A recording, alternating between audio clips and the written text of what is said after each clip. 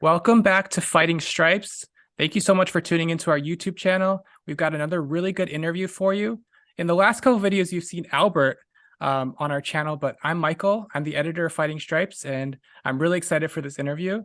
Joining me today are Becky White and Cedric Stout. Nice to meet you guys. Hi. Good Hi, to be Michael. here. Hello, Fighting Stripes fans. So what channel are you guys from, actually? You want me to go? Okay. All right. Well, you might recognize us from the Halfie Project. It's a YouTube channel, podcast. Also, we have a website with a blog.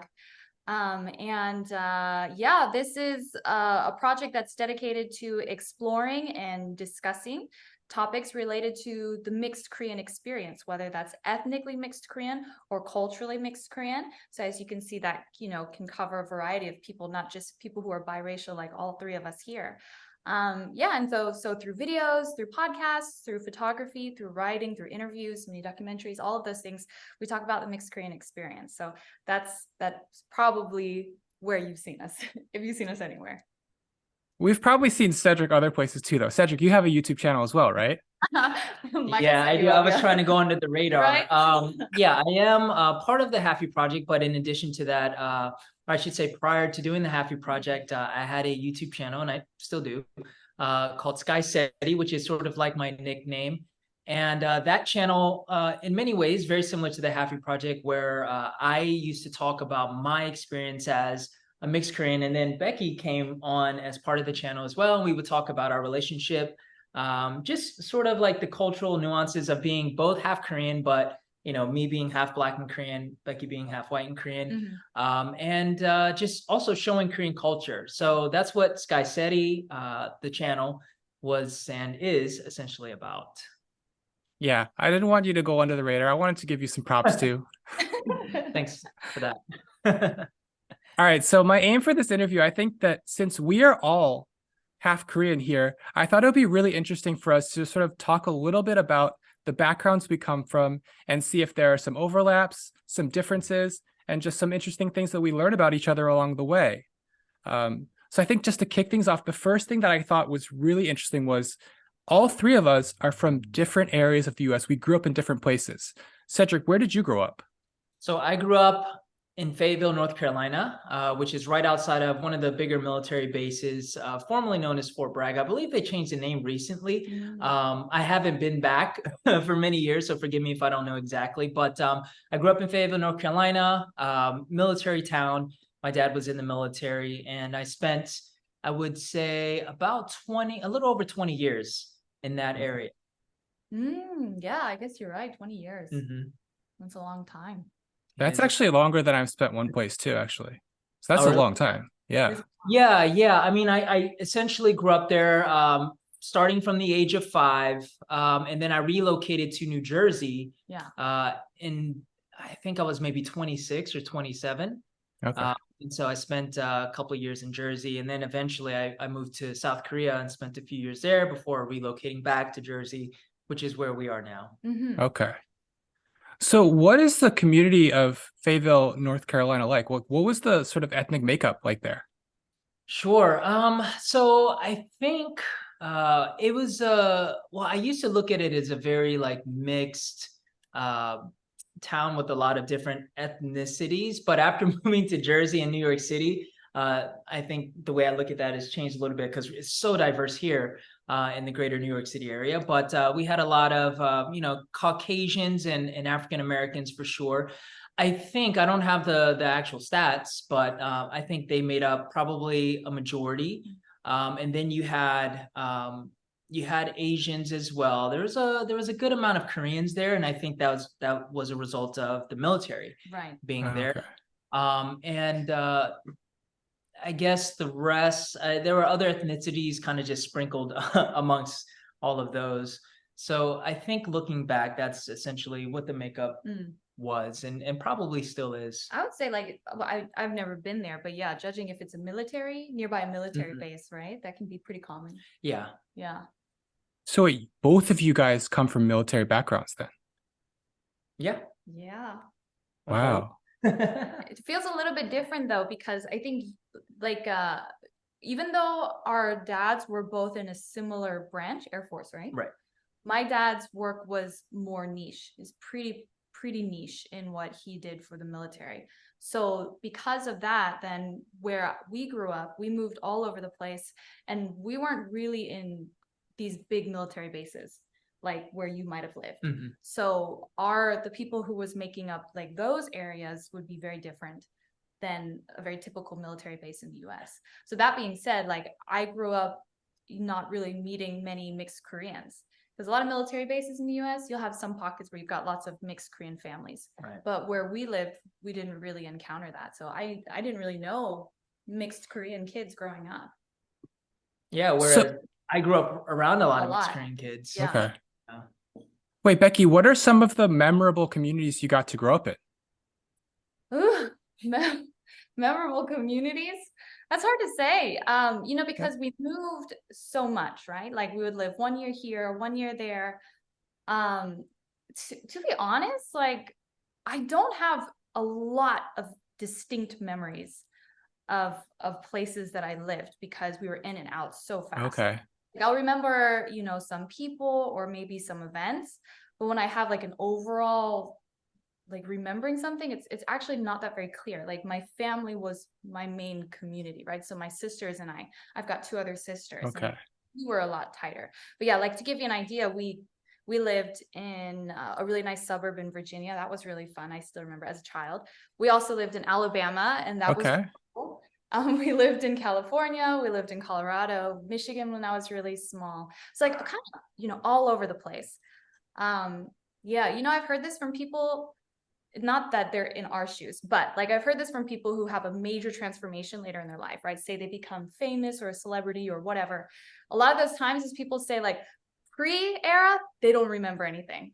And then post-era is like where they have all their vivid memories. And I feel like that's kind of my case, not in the matter of fame, but when I moved to Korea, because for me, Okay. my longest period of time in one place, making friends, making family, or having family nearby, as opposed to all those years before. It almost is like from a different, time of my life. Well, it is from a different time of my life, like a different person. You know what I mean? It's not as clear. Yeah. I don't know what that says about me, but So wait, Becky, then it would almost be as if like if someone asked you like where are you from, you could now almost say like I'm from Korea. I guess, yeah. I mean, it is a difficult question to answer, not Okay. just as like a military kid. I think a lot of military kids can have this experience. Like, I'm not really sure where to say, but even for me, it's very difficult to say like, yeah, I'm from the US. Because already people are like, come on, no, you're not. Yeah. So many years, like a third of my life in Korea as well, where I actually felt rooted. So it's a very weird, difficult question. And you have to respond according to the other person. Like, what do they really want to hear? So you're always judging that. Like, okay, what's the right answer to give to the right person at this moment? Yeah. This is interesting. Another question just came up for me. How long did each of us live in Korea? I'm so curious. Well, you go first. Okay, so I did a study abroad in 2011. I was there for like, I was there from the March to June semester. So that was Okay. the second semester of my sophomore year in college. And then I came back and finished up Michigan, but then I was like, I liked it there. I enjoyed it. So I moved out there as an English teacher from 2014 to 2016. So 2 full years. Oh, okay. Wait, where did you study? That was, you said 2011 that you were? Yeah, so I did I did a study abroad with Yonsei for, we had our Korean classes at the KLI, and then we had like Underwood College classes for, our other stuff. Yeah. Wait, you said 2011 to 2012. 2011. Yeah. That's when I was there. I was at So- Youngster. I even did So KLI. random. Yeah, I did KLI for 3 months in 2011. So I We moved. probably were not in the same class though. No, but we were probably like in the same building at least, or the I same. I wouldn't doubt it, but I think I was still such a beginner that I was still only using like level 2 textbooks. So I was still pretty young in my Korean studies. Mhm. So I was very much a beginner at that point. By any chance, do you remember the grandfather who used to be at KLI, he was there for a couple of years because he was really trying to learn Korean. He was like in his 70s. All of us really loved him because he was like, we were all Mm-mm. from Harabutsu. You don't remember him? Okay. No. So let's see who I had a couple people from Europe in my class, and then Mhm. I had also some Vietnamese and Thai exchange students in my class. It Mhm. was it was a good class. It was pretty diverse. It was cool. Oh, that's cool. Yeah, Yonsei. Yeah, I have many good memories. Nice connection. Yeah. that's cool. Well, unlike you both, I didn't do any sort of studying in Korea. So I ended up living in Korea for about 4 years, from 2018 until 2022. So last year is when we ended up coming back here. And prior to that, my first time and only time visiting to Korea prior to moving there was in 2012. Mm. I visited for maybe 3 weeks in October. So I like to think I kind of like missed you guys Yeah, while you I were there visited. 2 months after I Yeah, left but that I'm year. yeah, so I think I miss Michael probably by a couple of months or a year or so. Yeah. Yeah, Wow, 2012. That was the year to be in Korea, huh? it was fun. Yeah. Yeah. Well, I studied, so I was there for a year. I was studying at Yonsei from 2011 to 2012. And then I graduated in the US. And then I went to Korea again in 2014, I think. I think it was either early 2014 or late, no, 2014. Definitely 2014. And then I was there until 2022. Wow. Yeah. Okay. It was quite some So time. Becky spent the most time of us in Korea. That's really cool. Yeah, it was a while. Yeah, she's definitely like Korean in so many ways, especially like after we moved back. That really I came know. out. It's like, where am I? Yeah. Yeah. Interesting. Mhm. Okay, going on a totally different sort of tangent, but this is something that I was kind of curious about as well. Seeing as all three of us have a parent that is Korean, do you feel like your parents raised you to understand and know about the fact that you were half Korean? Because I definitely feel like my mom did with me and my brother and my sister. It wasn't like an overt thing. It wasn't very, very like forced upon us, but it was something that was like there. So for example, like we definitely ate Korean food at home for dinner a couple times a week for sure. And like we had a lot of kimchi, a lot of rice. But then the other thing that I think was really intentional that my mom would do was for like elementary school or middle school, like culture days. Um, she definitely prepared some stuff for us to take into school. So I remember in multiple like culture days, I've taken in japchae for my classmates. I took in kimbap for my classmates. I remember one year my mom even did a presentation about like hanbok. So she got it on her hanbok. She made a poster about it and she came in to speak for that. So it was sort of something that like she took the time to make sure that we understood about while not necessarily making it to be so huge part of our life. Like for example, she didn't speak to us only in Korean, or she didn't make us attend like a Korean language school, stuff like that. But it was definitely we knew it all the time, I think. Do you feel Mm, like that's similar for you guys? Wow, let me hop on that because it sounds like a reflection of my mom as well in many ways, listening to you speak, because yeah, for us it wasn't like Korean pride in the house. You have to learn Korean, you are Korean, you have Korean blood in you. It wasn't anything like that. For us, it was very similar. Most of the, I would say, probably 60-70% of the meals were Korean food, and then the other 30% were, the 5 or 6 things that my mom learned how to cook, American style food that we would have. She did speak to us in Korean, but not all the time. I mean, probably half and half. We didn't Mhm. speak Korean back, and when I say we, I'm talking about me and my little sister. Yeah, and she put us in Taekwondo, which mhm. is the Okay. national sport of Korea. Yeah. We went to Korean church. So my mom took us to Korean church pretty much most of our childhood. So things like that. We were exposed to the Korean community around us. Mhm. Uh, and it's funny that you say that your mom, would pack different foods maybe for culture day for you, because like for me, whenever say we went to my father's like family's house for an event, like and I can recall my dad's mom my dad's mom's birthday. We had a big party at my uncle's house, and the family was there, and I think it was like maybe her 80th birthday or something like that. And I remember my mom made this big tub of japchae as well. And so that was part of like her contribution to my dad's Black family. Everyone's Black, and my mom is the only non-Black person there. And so, we have photos of her serving the japchae, to my dad's family, which is really cool. So those are my experiences, but it was never for me, like, I don't know, it was just a normal thing for me. I didn't know anything different, right? I knew like different, like my friends' households, like who weren't Korean. I know they did things differently, but for me, it was just like, this is just how we live. This is just what we eat, it's what we do. Right. It's kind of like when people say to Koreans, like, oh, what kind of food do you eat in Korea? And then you say like food. When they're thinking you eat Korean foods, to us it's food. Right. So I think like there's a moment where you have a realization like, oh, this is a little bit different than maybe surrounding my counterparts are eating at home or the way they live. But you have to be able to step outside of yourself and outside of your home to be able to recognize that.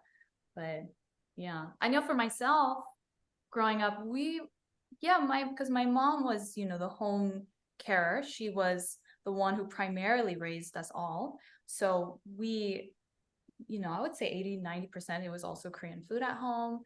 My mom, I think she speaks more English than your mom does. For sure. And so, when we were small, I definitely know my mom would speak to us in Korean more than later on. And you know what, there's a whole lot of reasons why, because language and English fluency, let's say if you're living in the US, can be a little bit of a sensitive topic for some people who feel like they can't speak English or can't interact with American people, which was the case of my mom. So like for us, she really wanted us to be top of class, best speakers, fluent in English. She was kind of this generation. Yeah, question I have for you guys. Did your parents ever explicitly say to either of you, you are Korean?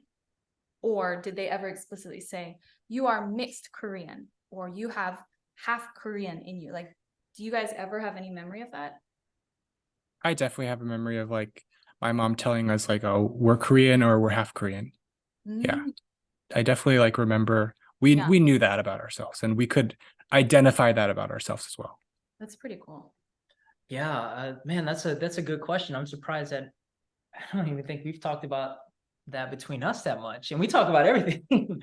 So I don't think I have like explicit memories of that. I mean, I know that like in the Korean context, like my mom didn't treat us any differently. Like for example, at the Korean church, amongst pretty much everyone else who is Korean there, I was expected to insa and say hello, greet people.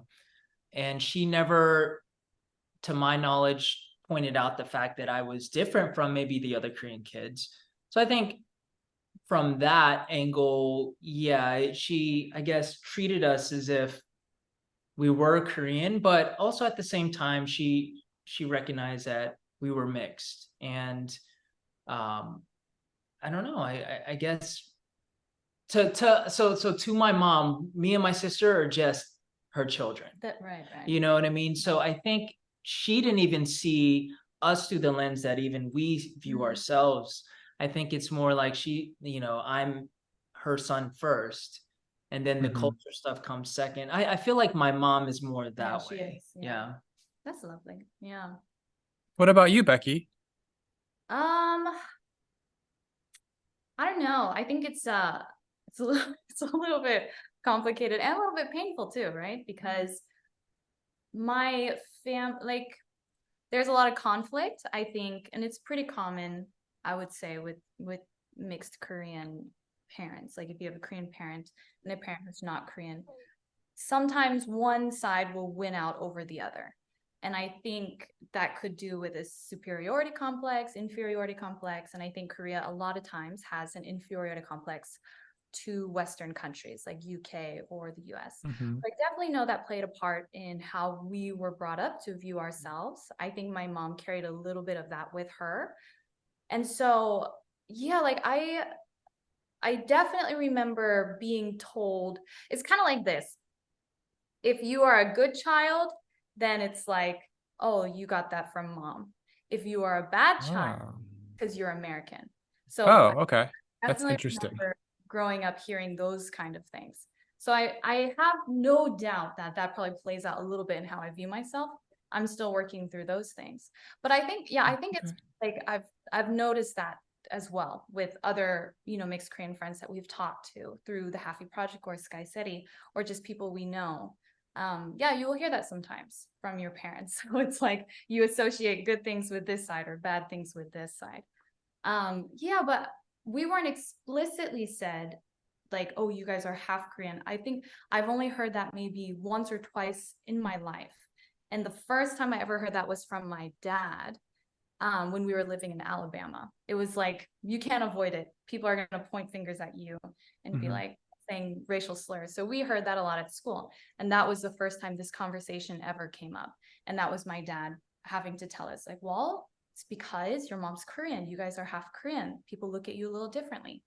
And so that's very clear in my mind. Other than that, I don't really recall my parents telling me very explicitly, like, you're mixed Korean. You know what I mean? Until later on in life, now that we're adults and talking about it more. Yeah.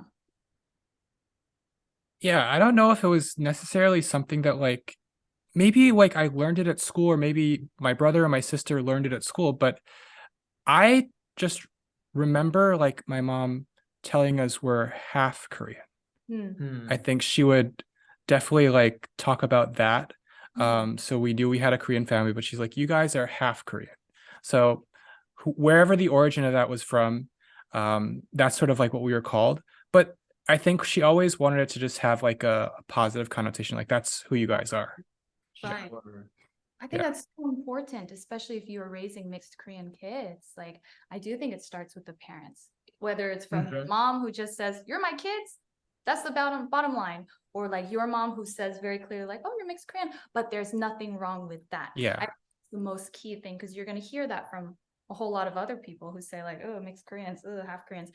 But when it comes from your parents who love you and who are taking care of you and building that self-esteem, I think that's a really healthy thing. Right. And to tag on to that, I mean, just, for example, if your mom said that you guys were half Korean, but with more so with a positive like connotation to that or positive intention to that, you could say the same thing, you're half Korean, but in a negative way. And so it's pretty cool that your mom took the positive route, and obviously viewed it in a positive light. And so this brings up just another, I guess, conversation of semantics, and labeling, right? Because for me, being half Korean, there's nothing wrong with that. Whereas someone else who might hear half Korean, they might think, oh, but what about my other half? Or am I not a whole person? Right. Or why can't I be fully Korean and Right. fully, whatever your other side is? And so I think the conversation of intention behind the word is important. And so I just thought I'd point that out because it's very cool that your mom obviously didn't mean that in a like, oh, but you're not like fully Korean or you're not a whole person, right? So I think that's sort of the lens in which we use the word half Korean or even the project Halfie Project, right? We take that positive perspective and view on it. Yeah, totally agree. Yeah, I think the other thing that maybe influenced like how my mom would be able to say like, oh, you guys are half Korean is because I'm from a really multi-ethnic family. So my my mom's two siblings, she has a younger sister and a younger brother. Their kids, my cousin, are also mixed. So my uncle's wife is Vietnamese, so they're half Korean, half Vietnamese. Um, my aunt's husband is Chilean, so they're half Korean, half Chilean. So I think that was maybe like where it also came from. I think we probably like when we were meeting up as cousins, we would always have questions about that. And I think, yeah, our parents just wanted to say like, okay, you guys are all half Korean. You guys just all happen to be a different kind of half Korean because we all really look different. Yeah. Yeah, I think that's so cool. And also a little unusual. You don't really find that too often in Yeah. Korea. In a Korean family, you definitely don't find, three different multi-ethnic families. That's definitely not common.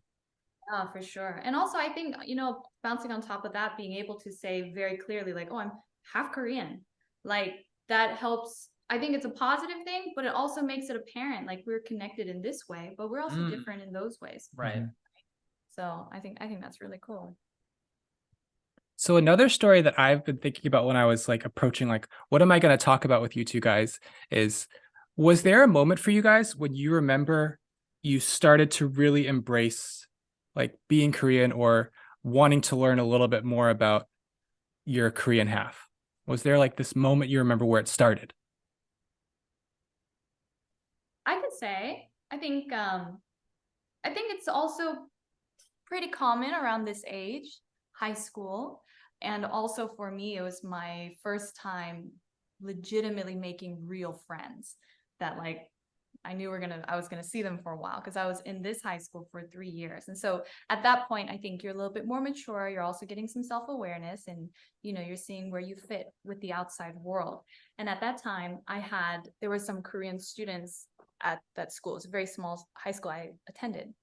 And right away they all saw me and I saw them and we were all like, we became friends. And over that time, my differences being half Korean were shown in more stark relief compared to how they would all interact with each other. And I think part of my desire to understand Korean, what does it mean to be Korean? How can I be Korean? Became out of this desire to be closer friends. Like I wanted that friendship. So I can say very clearly, probably around 16 is where the first thing kicked off. And that's when I started asking my mom questions, like, well, what was like where you grew up? What about Harmony? And, why don't you visit Korea more often? Can I come with you? And then that summer I went to Korea with my mom. And so that's probably where things began. Wow. Yeah, that's interesting. I was sitting here just reminded of, I guess my journey was sort of, it wasn't necessarily one particular defining moment. I think it was several little moments that led up to just a full blown, like, I want to live there. Right. And so for me, I think the first, so like growing up, just as my mom viewed us as we're just her children, and she happens to be Korean, my dad happens to be Black American. I viewed myself through that lens too, like, oh, I'm just me. I do remember though, like always having an awareness that my mom is different, that she is from a different country. Like, I think I've always known that since I was very small. And I remember in particular, I think I was in third grade, maybe third or second grade. And this is like a long time ago. So we couldn't tell. So I remember watching one of the, I don't know if you're familiar with the movie Three Ninjas. Like there was oh man. Introduce us. Okay, so the Three Ninjas was like it's kind of like a knockoff of Karate Kid, but it was like three brothers that eventually learned how to do, like, I guess they studied ninja. I don't know what the martial art form or the official title for that is, but so there was this Mr. Miyagi like type of guy who was from Japan that taught these boys, and I believe it was in Three Ninjas Kicks Back, which is I think the sequel. Oh my God, this goes so deep. No, it really does, and on many levels you'll see. So these boys, I don't remember why, but they end up going to Japan, right? These teenage boys. And there was one particular scene where they're riding in the car in Japan and they're listening to music. And it ended up, so they're in Japan, they're doing ninja stuff, but guess who they hear on the radio? Soteji, right? Oh. Like one of the first, what a legend. The father of K-pop, whatever, right? So it was a Korean K-pop song from one of the first, or actually the first K-pop group. And I remember watching that and I'm like, wow, that's really cool. And I don't even know if I knew it was Korean, but I ended up seeing Soteji in my public library because we used to be able to rent like cassette tapes. Okay. And so I ended up seeing that, and I saw that they were Korean on the cover, ended up renting it, and I realized that was the same song on the movie. And so that started my, I guess, my curiosity and my love for K-pop. So at that young age, I started to get into K-pop, and that was the first wave of K-pop. And so that was sort of like the first touch. The next touch would have been When maybe, he saw a poster of Ihyori, oh, then his life changed. from Oh my God. yeah. So in high school, I went on another Wait, kick. Becky was right. No, she is. Oh, I know. Yeah. It's kind of He embarrassing still now. has posters all over the So in place. high school, I ended up getting more into K-pop, and this time this is you know, this is during the whole Napster, LimeWire era, Yeah. where Okay. and it took like 20-30 minutes to download one song. So I started burning my own K-pop CDs, and the internet was starting to become more common. So I would search up like K-pop groups and print out little posters of Ikori and K-pop groups and stuff, put on my wall. So Did you have any in your locker at school? Did you I do might that? have. Oh. I might have. So let's let me before I digress too much. I think it started with music in my earlier So years, cool. and then just, you know, whenever I'd go to the Korean store with my mom, they would sell like little CDs, and so I remember, you know, periodically buying CDs or my mom buying them for me, and you know, whenever my mom would watch videos, because she would rent the videos from the Korean store, I would, you know, just watch it with her and be curious. I'm like, I wonder what it would be like to live there one day, you know? Mm. So that is sort of the little seeds that were planted along the way. And then eventually, once I was in high school, a lot of my close friends were half Korean or Korean. And one of my best friends, even to today, he's Korean, been best friends for 20 plus years. You know, we just hung out and just shared like, you know, our understanding of Korean culture with one another. And so I think that is the journey that led me up to once I hit my early 30s, giving away my age. That's when I said, you know what, I want to live in Korea before I get, you know, before I settle down and have kids. I want to be able to go to Korea and experience it and really immerse myself in the culture. So that was the long answer to say it just took a lot of different like little, I guess, pinches, right, for me to eventually full blown, like I really want to study the language. I want to immerse myself in the country and the culture. And so that that's essentially my story, I guess, in a nutshell of how I got interested. Wow. So both of you guys had super different stories to that moment when you sort of learned and started embracing your Korean culture. And I think mine is super different too. I didn't really grow up like having Korean culture necessarily like in the household. We didn't listen to the music. Like my mom definitely did not watch Korean dramas, and we didn't see like that many Korean movies. But there was this moment when I was a teenager. Our Korean grandparents invited their siblings to come from Korea for a reunion. So they all traveled in from Korea to Chicago. We rented out this banquet hall at a Chinese restaurant, and we had, you know, a bunch of jjajangmyeon, a bunch of jampong, all that stuff. And I just remember there were two distinct tables. There was, you know, our grandparents entertaining their Korean family, and then the Korean American side of the family, my parents, their siblings, our cousins, and then my mom has one cousin's like set of cousins that's a family that they are also Korean American. So we were all sitting at a separate table, and somehow as a teenager, I got this sense of longing where I was like, oh, what are they talking about? Or what are they laughing about? Like, I remember thinking to myself, like, especially like my grandpa, my harabochi, he's a great storyteller, even in English. He is very much like a talker, very intellectual guy, loves to talk and could tell great stories, funny stories. And he would tell us a lot of funny stories in English. And I'm hearing these same stories in Korean. I was like, I wonder what he's telling them. Like it sounds so funny. Everyone's laughing. Like he must be telling them stories from his childhood or like experiences they've all had together. I was very curious. And so I thought to myself, I was like, it would be really nice to understand what they were saying. And then the other thing was my grandpa, his mom was able to actually come over from Korea that time. So like my great grandma traveled over from Korea that time, and she does not know a word of English. The only word of English she knew is hi. So that's about all we got to say to her, you know, when she left the banquet hall, you know, to go home. That's about all we said. So I was like, I would like to talk to her since I know that she is my great grandma. She's in her 90s. I do not know how long she's going to be around. And so I thought to myself, I was like, I think I'm going to try to learn Korean at some point. So when I was in high school and applying to colleges, I looked in to see what colleges had a Korean program. Mm. And so I like would apply to those. And I eventually got to Michigan and they had a really good one. And so I was put in the classes. And when I went to study abroad, I actually did get to go visit my great grandma. I did talk to her a little bit. Um, so my great uncle, my grandpa's one of my grandpa's siblings was able to like translate a little bit, tell her who I was, and we talked a little bit. And that was sort of that. I think that's the last time I've seen her. But it was still really cool. We talked a little bit in Korean. I was like, okay. I was able to meet her and talk to her a little bit and sort of let her know who I was. So it was a very cool thing. Mm. Wow, that's So special. yeah, very Yeah. special.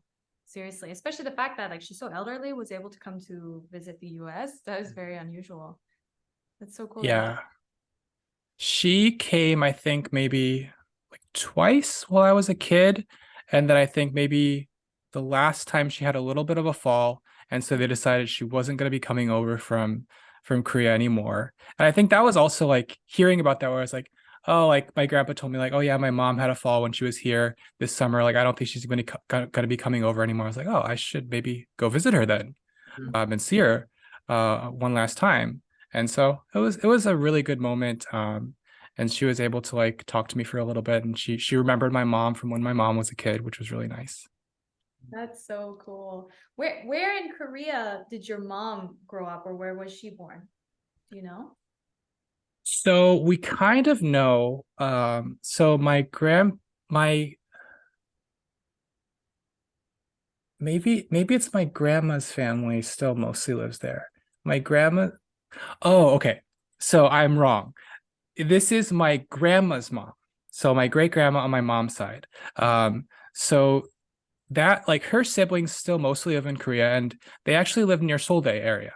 So Okay. like Shirimdong, Yeah. near like Gwanaksan. So I Yeah. think that might be where my mom grew up. Because like when we visited, like my mom was like, the neighborhood looks very different, but like she was like showing me like, okay, like this is the, the mountain we went hiking, and this is where like the fields used to be and stuff like that. So that's where they're from, kind of. Yeah. So you were visiting in Shilim area, kind of around Yeah. there. That's yeah. Yeah. I used to live there too. Yeah, it's a good area, right? It's an unusual. It's well nowadays. I don't know from what point it was, but like it became kind of like a sleazy party zone. Some parts of like Shilimdong especially. So like and also it was kind of like a cheaper area neighborhood to live in. So naturally, you kind of have like some crazy spots, but it's a really beautiful place if you get out a little bit and like you have Panaksan and some hiking spots around there. Yeah, definitely. That was a fun place to live. I remember. Yeah. Yeah. Definitely the best part is like my great uncle is still, I mean, he's probably in his 80s now, maybe late 70s. I know he's younger than my grandma. Mm. He's her like oldest younger brother. So he's still, still older, but he's really active. Mm. He still goes to the community center and does like exercise classes on regular basis. He still Yeah. goes to the community garden sometimes. Like he'll like point it out the window and like tell me about it sometimes, be like, yeah, that's where like I plant this or that. And so I've actually been able to go a little bit of like Kwanaksan hiking with him as much as he can do in his old age. So that's really cool. Yeah. No, I used to hike around there in Yeah. Panaksan. Yeah. That's cool. Yeah.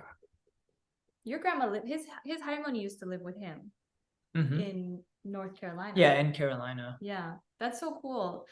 Were your grandparents living with you? Mm-mm. Came over all. So we always lived close by.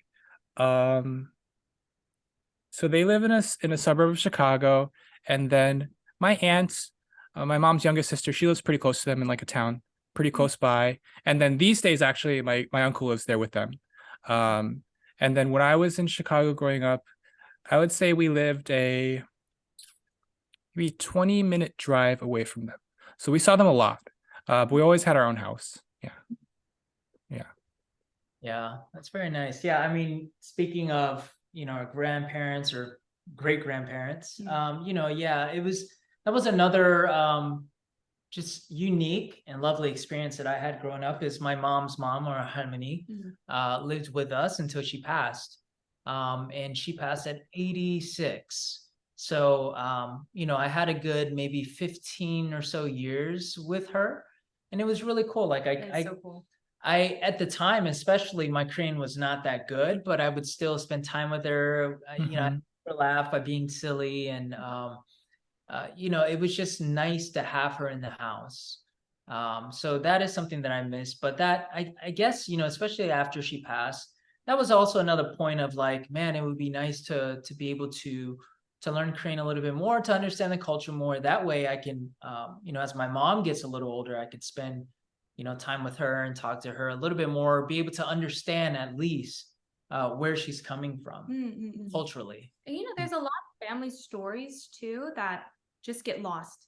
Like they get lost in translation, or, you know, it could be a story from your parents' childhood or grandparents' childhood that's very difficult to convey in English because there are some concepts or words that it's just like we don't use it, you know, in the English language. Because I remember with my mom, or my harmony, when I visited her, I was 16, I was living with her for the summer, and oh, that's a passing train. Give it a minute. Can you hear that train? Okay, good. But you'll have passing trains in mine too. I live near the subway too. Okay, great. As long as it's not too loud. No, but I remember, yeah, at 16, it was hard to communicate with my harmony. And she's like, she's lived a very tough life. And so she has responded by becoming tougher. So she's not necessarily like a lovely, sweet harmony type. But I remember, you know, I'd be a little scared of her at that time. And then later on, when I became more and more fluent, I remember being able to sit down with her, and I was like, "Oh, Harmony, when you were my age, like, you know, I know she had a very tough life, so I wanted to ask her like nice things. I'm like, "Oh, Harmony, I bet when you were my age, you were like really pretty," and she was like, "Of course." And I was like, "Oh, Harmony, I bet all the guys wanted to date you," and she was like, "Yeah, they all wanted to date me," but like she, you know, then she was able to.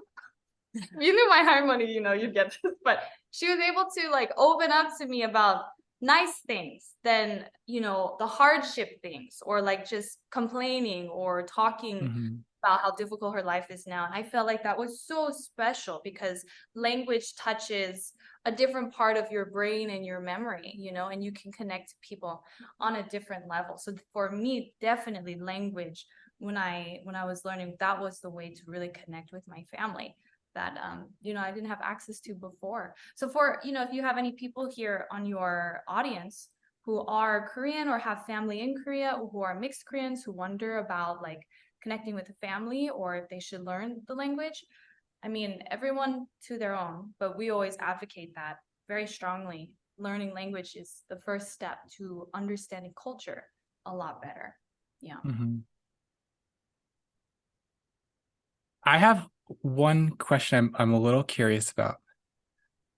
How many people in your families speak Korean, like in your generation? So like, let's say like you, your siblings, and then your cousins. Wow. So I have a younger sister. And she's not fluent in Korean. I think she's, you know, we grew up in the same way of like listening, She's good listener. yeah, to my mom speak in Korean and understanding, you know, more or less. But she I don't think she's able to have a conversation. And I'm sort of the same way. I mean, push come to shove, I can have a very basic conversation for sure. I still have a long way to go in terms of my Korean language ability.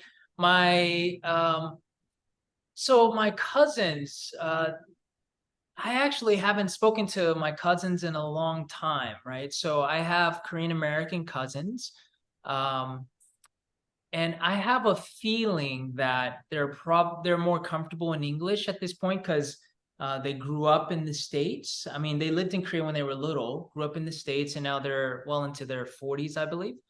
But I think they're still fluent in Korean, but also, you know, both of their parents, or my uncles and aunts, they're also Korean, you know, so I think it was a little bit easier to maintain that language ability. So yeah, I think for me, I mean, me and my sister are the only half Korean ones in our family that that I'm That aware you're of. aware of. Yeah. Yeah, no, we also same, like on my father's side, there's nobody else who's mixed Korean, everybody's white. And then on my mother's side, everyone still lives in Korea, so they're all speaking Korean. And then amongst myself and my two sisters, I am the one who's fluent. And then I guess my older sister, the funny thing is her first language was Korean because she was born in Korea and was there, I think, for 3 years, maybe. Yeah. But anyway, so my mom at that time also didn't speak much English, but now my older sister doesn't speak any Korean. And my little sister, she's showing effort. So I think also, like, the funny thing about language too, especially when you're a kid learning it from your mom, I call it kitchen Korean, where you're like 밥 먹자, 가자, Mhm.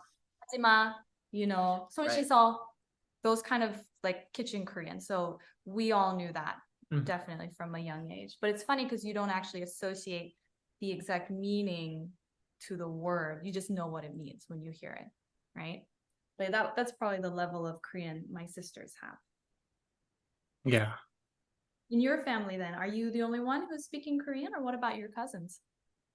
I think like I'm the only one that has learned it, but actually over time, I think I'm seeing like my generation, like my cousins, my siblings, they're getting a lot more interested in learning. And then as my siblings have kids, they're hearing it so much more because I don't know if this like obviously like I don't remember like what it was like when I was a baby. Like I don't remember what my mom talked to us in, but I see now like with my niece and my nephews that she like a lot of the language that she's talking to them is actually Korean because she'll say like all those like ipura like things like that, you know, just like it'll just like come out of her mouth.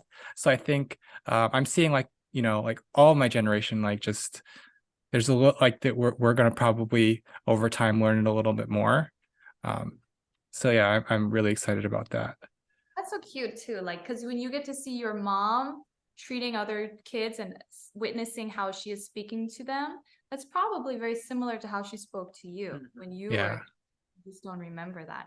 I think that's pretty cool. My mom does the same thing. Mm-hmm. She does that with my little niece and nephew. She's always speaking to them in like, Korean here and there. Mm-hmm. And the thing is, I've realized too, it happens to me as well. I don't know if you noticed that. I don't know if it's because I lived in Korea for a while or because that's what I grew up when I was a kid. So whenever I see little kids, even when they're not Korean, sometimes it comes out. Do you hear that? Like it just comes out of me too. Yeah.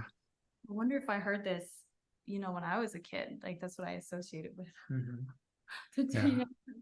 No, I noticed you do that. I know, and I try to stop myself. I'm like, that kid is not even Korean. Like, why am I saying that? Yeah. Yeah. Okay, as we kind of like wrap up our conversation here, I think the way that I wanted to sort of like connect it to what we do now is like, do you guys feel like, the videos, the interviews, what you guys write about is influenced by how you guys grew up and it's a way for you to continue to like learn more about your Korean culture and like connect with it more? 100%. I think without I'll speak for myself, without all of my past experiences, I don't know how I would be able to inform the content, if you will, whether it be through videos or, I mean, Becky does more or less the writing, but I think I bring all of my experiences and my understanding of Korean culture, and I put it into ways that I could share what I know or share my experiences. And I think that is the heart of what I do and what we do through what we create. And we just want to, I don't think we ever try to come from an angle of like teaching, but more so showing this is our experience or this is the experiences of others, if we're maybe interviewing a guest. And we just want to show that as different as we all are and all of our experiences are, there always seems to be a common thread when it comes to Korean culture in all of us. And that's really cool to see and discover. as we talk to more people or as we talk about our own experiences. Mhm. So I think for me, for sure, all of my experiences and what I know up to this point informs the content and inspires the content. I think it's multi-layered too, because it's coming from us and also you, who innately, simply just as we are, already contain all of these aspects of being mixed Korean. It's inescapable. So it, of course, already permeates all the work that we do. And it's part of what makes up who we are, and that goes into our work. And then you have the angle of, we also want to specifically talk about these things for a wider audience who maybe relate. So then we are actively thinking, how can we insert or inform or show using the things that we also know about being mixed Korean. And then after that is also working through what it means to be mixed Korean and kind of doing it on a public forum, whether that's via a podcast or via videos or writing. So all of those things combined make up whatever we're doing, with our content, which also can make it a little bit scary sometimes, right? Because it can be a very personal thing and you're sharing it with an open audience and you have no idea how people are going to relate and connect to that.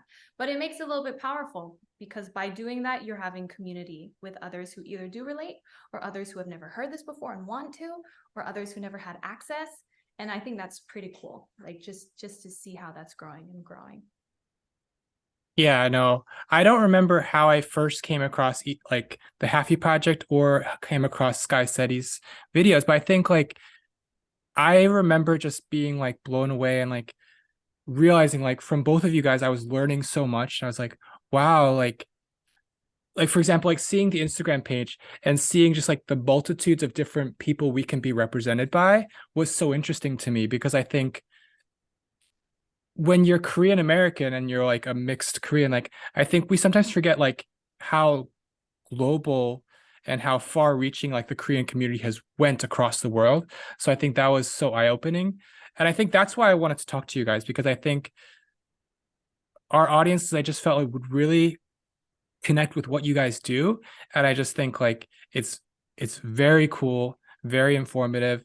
And I think it's really just like a way to like broaden our horizons and understand more about like just how far reaching our Korean culture is and how different it can look. I think everybody has like a unique way of being Korean, and it can really, really be so interesting and so fascinating to learn about.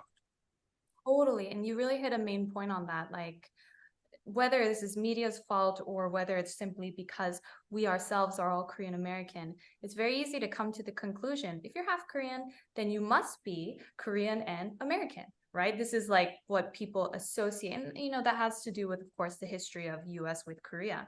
But we forget too that there are mixed Koreans all over the world and they're all experiencing something different. And we really emphasize that on the Halfie Project. This is not the half Korean American project. This is mixed Koreans, ethnically, culturally, globally.